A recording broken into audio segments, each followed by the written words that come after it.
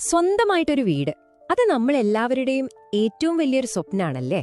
പക്ഷേ ഇന്നത്തെ കാലത്ത് പ്രത്യേകിച്ച് നമ്മളെപ്പോലുള്ള ചെറുപ്പക്കാർക്ക് മുന്നിലുള്ളൊരു വലിയ ചോദ്യമുണ്ട്. ആ സ്വപ്നം സ്വന്തമാക്കാൻ ഒരു വീട് വാങ്ങണോ അതോ സുഖമായി വാടകയ്ക്ക് താമസിച്ചാൽ മതിയോ? ഇതൊരു ചെറിയ ചോദ്യമല്ല, ഇത് 1 കോടി രൂപയുടെ ചോദ്യമാണ്. അപ്പൊ ശരി, നമുക്കിതിന്റെ കണക്കുകളിലേക്കൊന്ന് ഇറങ്ങിച്ചെല്ലാം അല്ലേ. ഒന്ന് ചിന്തിച്ചു നോക്കൂ. നിങ്ങൾക്ക് ഇഷ്ടപ്പെട്ട ഒരു വീട്, വില 1 കോടി രൂപ. ഇപ്പൊ നിങ്ങളുടെ മുന്നിൽ 2 വഴികളുണ്ട്. ഒന്നുകിൽ ലോൺ എടുത്ത് ഈ വീട് സ്വന്തമാക്കാം, അല്ലെങ്കിൽ ഇതേ വീട്ടിൽ തന്നെ വാടകയ്ക്ക് താമസിക്കാം. നിങ്ങൾ എന്ത് ചെയ്യും? വെറുതെ പറയുന്നതല്ല, ഈ ഒരൊറ്റ തീരുമാനം മതി ചിലപ്പോൾ നിങ്ങളുടെ ജീവിതത്തിന്റെ ഗതി തന്നെ മാറ്റാൻ. ആദ്യം കാണുമ്പോ കണക്കൊക്കെ ഭയങ്കര സിമ്പിളായിട്ട് തോന്നും. വീട് വാങ്ങാനാണ് തീരുമാനമെങ്കിൽ മാസാമാസം അടയ്ക്കേണ്ട EMI, അതായത് ലോണിന്റെ അടവ് ഏകദേശം ഒരു 72,364 രൂപ വരും. അതേസമയം വാടകയാണെങ്കിലോ വെറും 30,000 രൂപ കൊടുത്താൽ മതി. അപ്പൊ പിന്നെ വാടകയല്ലേ ലാഭം എന്ന് നമ്മൾ ചിന്തിക്കും. പക്ഷേ യഥാർത്ഥ കഥ ഇവിടെ തുടങ്ങുന്നതേയുള്ളൂ. ഒരു വീട് വാങ്ങുമ്പോ നമ്മൾ കാണുന്ന ആ പ്രൈസ് ടാഗ് ഉണ്ടല്ലോ, അതല്ല അതിന്റെ യഥാർത്ഥ വില. അതിനപ്പുറം ഒരുപാട് മറഞ്ഞിരിക്കുന്ന ചെലവുകളുണ്ട്. നമുക്കതൊക്കെ ഒന്ന് പൊളിച്ചെടുക്കി നോക്കാം. ഓക്കെ, ആദ്യം തന്നെ വീടിന്റെ വില 1 കോടി രൂപ. നമ്മളിൽ പലരും വിചാരിക്കുന്നത് ഇതാണ് ആകെ ചിലവ് എന്നാണ്. പക്ഷേ അതൊരു തുടക്കം മാത്രമാണ്. ഇനി ആ 1 കോടിയുടെ കൂടെ നമ്മൾ വേറൊരു ഭീമൻ സംഖ്യ കൂട്ടണം. അതാണ് പലിശ. നമ്മളൊരു 80 ലക്ഷം രൂപ ലോൺ എടുത്താൽ 20 വർഷം കൊണ്ട് നമ്മൾ അടച്ചു തീർക്കുന്ന പലിശ മാത്രം എത്ര വരുമെന്നറിയോ? ഏകദേശം 93 ലക്ഷം രൂപ. അതായത് വീടിന്റെ വില എത്രയാണോ ഏതാണ്ട് അത്രയും തന്നെ തുക നമ്മൾ പലിശയായിട്ട് ബാങ്കിന് കൊടുക്കുന്നുണ്ട്, വെറുതെ കൊടുക്കുന്നുണ്ട്. കഥ ഇവിടെയും തീരുന്നില്ല, പിന്നെയുമുണ്ട്. പ്രോപ്പർട്ടി ടാക്സ്, മെയിന്റനൻസ് ചാർജ്, ഇടയ്ക്കിടയ്ക്ക് വരുന്ന റിപ്പയർ വർക്കുകൾ, അങ്ങനെ അടുത്ത 20 വർഷത്തേക്ക് ഒരു 36 ലക്ഷം രൂപ കൂടി ഈ വകയിൽ പോകും. സത്യം പറഞ്ഞാല് ഇതൊന്നും നമ്മൾ വീട് വാങ്ങാൻ പോകുമ്പോൾ ഓർക്കാറേയില്ല അല്ലേ. അപ്പൊ എല്ലാം കൂടി ഒന്ന് കൂട്ടി നോക്കിയേ. നമ്മൾ 1 കോടിക്ക് വാങ്ങിയ വീടിന് 20 വർഷം കഴിയുമ്പോൾ നമ്മുടെ പോക്കറ്റിൽ നിന്ന് ശരിക്കും പോകുന്നത് 2.29 കോടി രൂപയാണ്.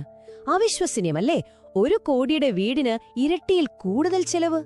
ഈ കണക്ക് കണ്ട് ഞെട്ടാത്തവരുണ്ടാവില്ല. ഇനി നിങ്ങൾ അടക്കുന്ന ആ EMIയുടെ ഉള്ളിൽ എന്താ സംഭവിക്കുന്നതെന്ന് നോക്കാം. പ്രത്യേകിച്ച് ആദ്യത്തെ കുറച്ച് വർഷങ്ങളിൽ നിങ്ങൾ അടക്കുന്ന തുകയുടെ ഒരു സിംഹഭാഗവും, അതായത് ഒരു 83% നേരെ പോകുന്നത് പലിശയിലേക്കാണ്. സിമ്പിളായി പറഞ്ഞാൽ ബാങ്കിന്റെ ലാഭത്തിലേക്ക്. നിങ്ങളുടെ സ്വന്തം വീട്ടിലേക്ക്, അതായത് മുതലിലേക്ക് പോകുന്നത് എത്രയാണെന്നറിയോ? വെറും 17% മാത്രം. കഷ്ടാണല്ലേ?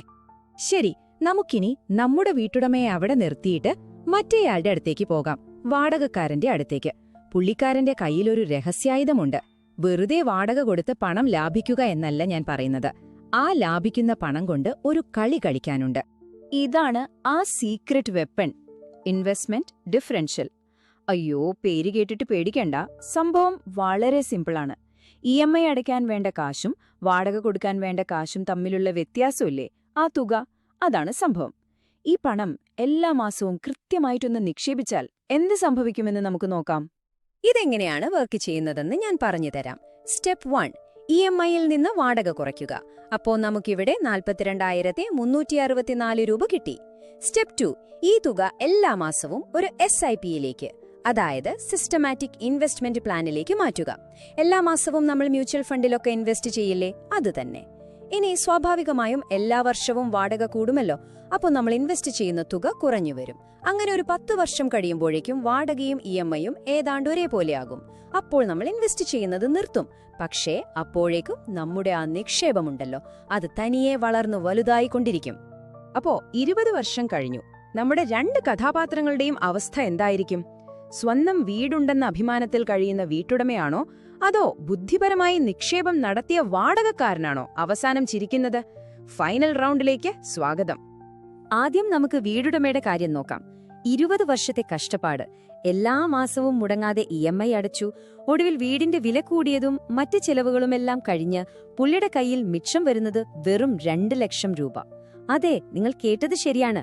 2.25 കോടി രൂപ ചെലവാക്കിയിട്ട് കിട്ടിയ നെറ്റ് ഗെയിൻ വെറും 2 ലക്ഷം. വിശ്വസിക്കാൻ പറ്റുന്നുണ്ടോ? ഇനി നമുക്ക് നമ്മുടെ വാടകക്കാരന്റെ അടുത്തേക്ക് വരാം. പുള്ളി ആ വ്യത്യാസം വരുന്ന തുക കൃത്യമായി നിക്ഷേപിച്ചില്ലേ? 20 വർഷം കഴിഞ്ഞപ്പോൾ അദ്ദേഹത്തിന്റെ കയ്യിലുള്ള നെറ്റ് ഗെയിൻ എത്രയാണെന്നറിയാമോ? 79 ലക്ഷം രൂപ. ഒന്ന് നോക്കിക്കേ ആ വ്യത്യാസം. 2 ലക്ഷം എവിടെ? 79 ലക്ഷം എവിടെ? ഈ കണക്കുകൾ കാണുമ്പോൾ ആരായാലും ഒന്ന് ഇരുത്തി ചിന്തിച്ചു പോകുമല്ലേ? പക്ഷേ ഒരു മിനിറ്റ്, ജീവിതമെന്ന് പറയുന്നത് വെറും കണക്കുകൾ മാത്രമല്ലല്ലോ. ഈ തീരുമാനം നമ്മുടെ ബാലൻസ് ഷീറ്റിനും അപ്പുറത്താണ്. ഇത് നമ്മുടെ സ്വാതന്ത്ര്യത്തെക്കുറിച്ചാണ്, നമ്മുടെ ജീവിത രീതിയെക്കുറിച്ചാണ്. അതെങ്ങനെയാണെന്ന് നോക്കാം. ഈ ഒരു അവസ്ഥയെ വിവരിക്കാൻ എനിക്ക് കിട്ടിയ ഏറ്റവും നല്ലൊരു ഉപമ ഇതാണ്. ഒരു വലിയ ഹോം ലോൺ എടുക്കുന്നത് ജീവിതകാലം മുഴുവൻ 12ാം ക്ലാസ്സിൽ പഠിക്കുന്നത് പോലെയാണ്. എങ്ങനെയുണ്ട്? ഒന്ന് ആലോചിച്ചു നോക്കൂ. വാടകക്കാരൻ ഒരു 10 വയസ്സുകാരനെ പോലെയാണ്. Full freedom. കളിക്കാം, പുതിയ സ്ഥലങ്ങളിലേക്ക് പോകാം, ഇഷ്ടമുള്ള ജോലി ചെയ്യാം. വലിയ ടെൻഷനില്ല. എന്നാൽ നമ്മുടെ വീട്ടുടമയോ? പുള്ളി ആ 12ാം ക്ലാസ്സിലെ കുട്ടിയെപ്പോലെയാണ്. ഫുൾ റെസ്ട്രിക്ഷൻ, ടൈം ടേബിൾ, ജോലിയിൽ നന്നായി പെർഫോം ചെയ്യാനുള്ള പ്രഷർ. കാരണം എന്താ? മാസാമാസം ആ വലിയ EMI അടച്ചു തീർക്കണമല്ലോ. അപ്പോൾ ഇതെല്ലാം കേട്ടിട്ട് നിങ്ങൾ വിചാരിക്കുന്നുണ്ടാവും, വാടകയ്ക്ക് താമസിക്കുന്നതാണ് ഏറ്റവും നല്ല ഓപ്ഷൻ എന്ന്, അല്ലേ? അങ്ങനെ ഒരു ഗോൾഡൻ റൂൾ ഉണ്ടോ? ഇല്ല. അതാണ് സത്യം. യഥാർത്ഥ ഉത്തരം അങ്ങനെ ഒരു ഫോർമുലയിൽ ഒതുങ്ങുന്നില്ല. നിങ്ങൾ ഒരു പക്ഷേ 5% റൂൾ, 8.75% റൂൾ എന്നൊക്കെ പലയിടത്തും കേട്ടിട്ടുണ്ടാവും. പക്ഷെ നമ്മളിവിടെ പറയാൻ പോകുന്നത് 420 റൂളിനെ കുറിച്ചാണ്. അതെ, 420. നമുക്കെല്ലാവർക്കും അറിയാം ആ വാക്കിന്റെ അർത്ഥം. ചതി, അല്ലേ? അതെ, ഞങ്ങൾ നിങ്ങളെ ചെറുതായി ഒന്ന് കളിപ്പിക്കുകയായിരുന്നു. കാരണം വാടകയാണോ വാങ്ങുന്നതാണോ നല്ലതെന്നതിന് എല്ലാവർക്കും ഒരുപോലെ ചേരുന്ന ഒരു മാന്ത്രിക ഫോർമുല ഇല്ല. അങ്ങനെ ആരെങ്കിലും പറയുന്നുണ്ടെങ്കിൽ അവർ നിങ്ങളെ പറ്റിക്കുകയാണ്. ഈ കാണിച്ചുകൂട്ടിയ കണക്കുകളുടെയൊക്കെ ലക്ഷ്യം നിങ്ങൾക്കൊരു റെഡിമെയ്ഡ് ഉത്തരം തരാനായിരുന്നില്ല. മറിച്ച് നിങ്ങളുടെ സ്വന്തം കണക്കുകൾ വെച്ച് നിങ്ങൾക്ക് വേണ്ടി ചിന്തിക്കാൻ പഠിപ്പിക്കുക എന്നതായിരുന്നു. കാരണം അവസാനം പ്രധാനം നിങ്ങളുടെ വരുമാനം, നിങ്ങളുടെ ജീവിത സാഹചര്യം, നിങ്ങളുടെ സ്വപ്നങ്ങൾ, അതൊക്കെയാണ്. അതുകൊണ്ട് അവസാനം ഈ ചോദ്യം ഞാൻ നിങ്ങൾക്ക് വിട്ടുതരികയാണ്. ഈ കണക്കുകളൊക്കെ ഒരു വഴികാട്ടി മാത്രമാണ്. നിങ്ങളുടെ ജീവിതത്തിന് ശരിക്കും എന്താണ് വേണ്ടത്? ഒരു സ്വന്തം വീട് തരുന്ന ആ ഒരു സുരക്ഷിതത്വ ബോധമാണോ? ആ വൈകാരിക അടുപ്പമാണോ? അതോ സാമ്പത്തികമായ സ്വാതന്ത്ര്യവും ഇഷ്ടമുള്ളത് ചെയ്യാനുള്ള അവസരങ്ങളുമാണോ? ഈ ചോദ്യത്തിന്റെ ഉത്തരം കണ്ടെത്തേണ്ടത് നിങ്ങൾ മാത്രമാണ്.